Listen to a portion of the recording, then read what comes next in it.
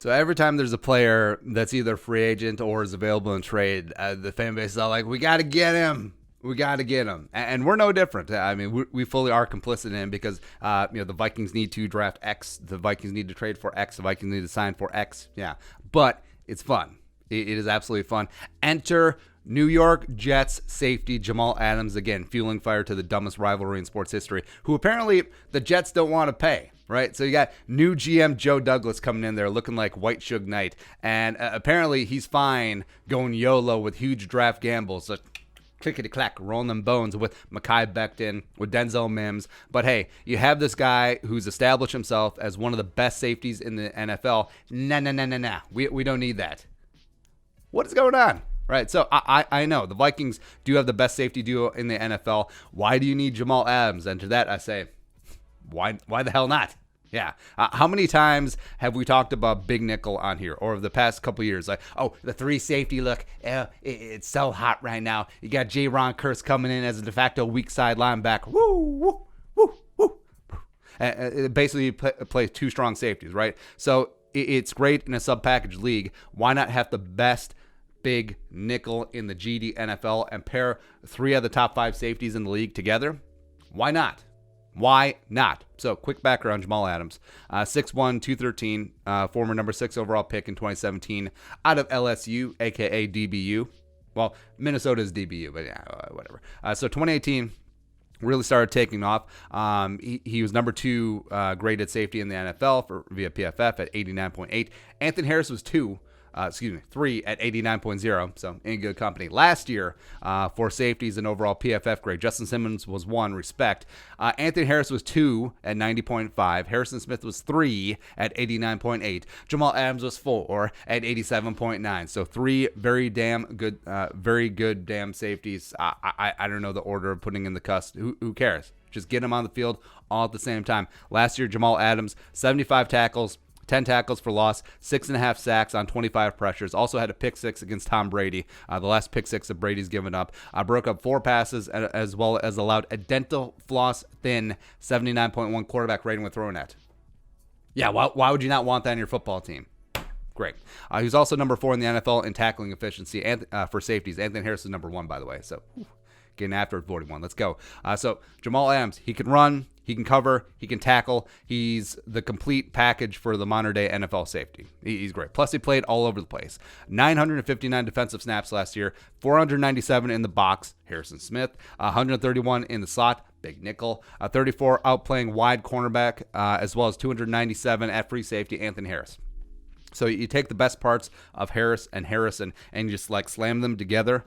And also you throw in the tackling skills of a linebacker, and you have Jamal Adams. You do. You really do have a taller version of Bob Sanders who can stay healthy, and he's great. Heading into his 4th season, he's due to make $825,000 base salary with a $2.765 million roster bonus that the Jets already paid him, which is so nice of them, which is just so magnanimous of them, right? He's due to count $7.172 million against the cap this year, with $3.582 million dead if the Jets move him. And they also picked up his 5th-year option at $9.86 million for 2021. So it's not necessarily about the 2020 cap. The Vikings can easily squeeze him in, but the question is, what's going to happen going forward, right? So the problem is, I'm sure that Jamal Adams does want Eddie Jackson, Kevin Byard type money in that $14 million a year range, top of the safety market, which he deserves. Same thing with Anthony Harris. So that is a problem, right? But how much would it cost in trade? You already have 10 picks. You have 2 extra 4ths and an extra 5th. You're in line for some really good compensatory picks as well, probably a 3rd, 6th, and 7th. I would trade a 1 for Jamal Adams. I would. Or some sort of configuration where you have the value of a first-round pick. I would do that.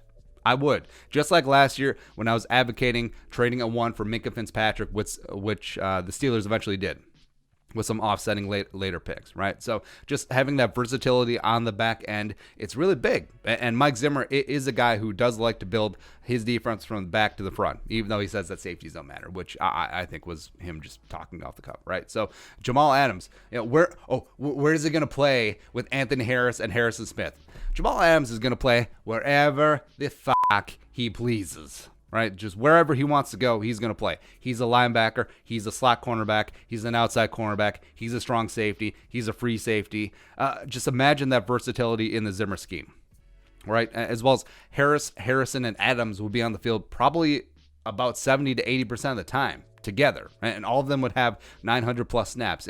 Defensive teams average about 1,000 defensive snaps a season on that side of the ball. So they'll be up there in snap count. And in a world where nickel really is the new base defense, Adams would be an absolutely invaluable tool. I get choked up just thinking about it. Is that you, Rona? To move around and allow Harrison to play where he plays best in the box. Allow Harris to play where he plays best at free safety, where he belongs. And then just put Adams wherever.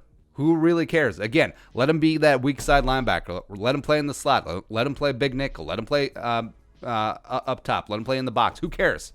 Who cares? And yes, you can afford him long term.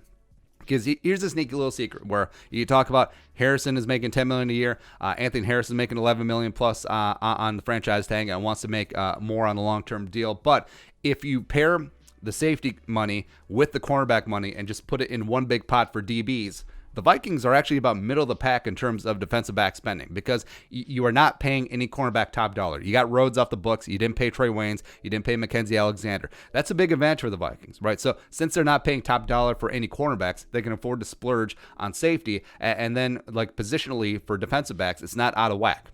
It really isn't. And also it does give the Vikings flexibility of what they want to do with Harris next offseason when he's off the tag. Do they extend him long term? Do they tag him again, which is still a possibility? Or sign Adams to a long-term deal. You keep Anthony Harris, and then Harrison Smith. I can't even say it. I can't even make my mouth form the words to say that you potentially get rid of Harrison Smith. But either way, I mean, Zimmer has got to be salivating at the potential for adding this versatile dynamic piece to his defense, especially in the defensive backfield where he's the DB whisperer. But yeah, trade for Jamal Adams, get it done. It would be so much fun. It'd be a lot cooler if he did. There you go. All right, so your thoughts, Jamal Adams, Vikings, let us know in the comment section below. Subscribe for daily Vikings takes. Want to support the work, pull us something the Venmo, please give us a follow on social media as well. But until next time, Skull, production value.